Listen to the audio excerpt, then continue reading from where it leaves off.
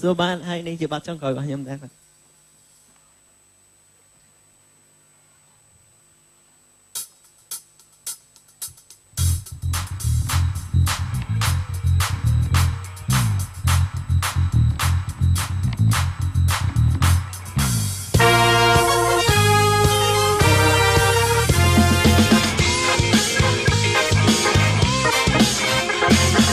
សុខមិនដែលនឹកប៉ុននៅវេលាអាសុនបានគុណព្រះជួយសូមទាននៅមិនដាក់ឡើយណាប៉ុនតែទេវតាសុំលេខឆ្នោតមួយ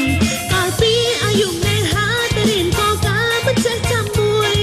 គ្រាន់តែស្រអូស្នាក៏ពីបាថាចេះតែស្អួយ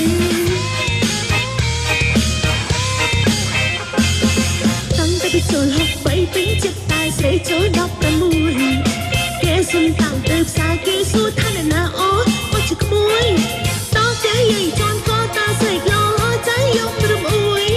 អាវ៉ាកុំយំខ្មាស់ទេក្រឡៃតាទេចៅអើយកុំព្រួយ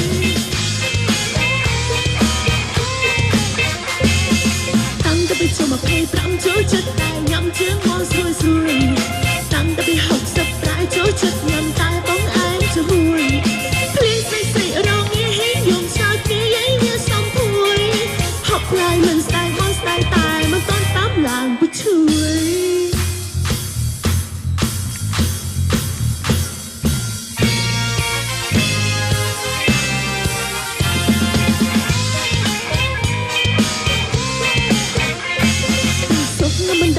ប៉ុននៅវេលាអាសុនបានគុណព្រះជួយសូមទាននៅមិនដាក់ឡើយណាប៉ុន្តែទេវតាសុំលេខឆ្នោតមួយកាលពីអាយុនេះហាទៅរៀនកការមិនចេះចាំមួយត្រង់តែស្រអូស្រាក៏ពីបាក់ថាចេះតែស្រួយ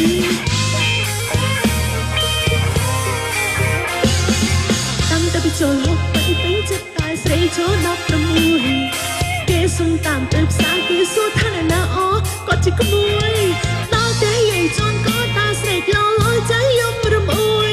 អាវ៉ាកុំយំខ្មាស់គេក្រឡែងតាទេចៅអើយកុំព្រួយតាំងតែពីចូល6ពេញចិត្តតែស្រីចូល16គេសុំតាមទៅផ្សារគេសួរថាអ្នកណាអូគាត់ជាក្មួយដល់តែយាយចន់ក៏តាស្រីក្លោใจយំរំអួយអាវ៉ាកុំយំខ្មាស់គេក្រឡែងតាទេចៅអើយកុំព្រួយ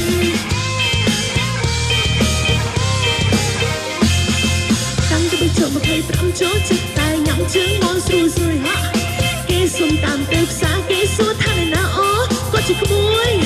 ដល់តែយាយចន់ក៏តាស្រីក្លោใจយំរំអួយ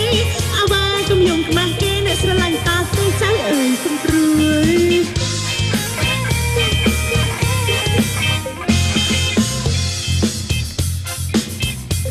ចាសោកកតុយភ្លេងរមអត់ចិត្តព្រោះបាត់បញ្ចប់ហើយ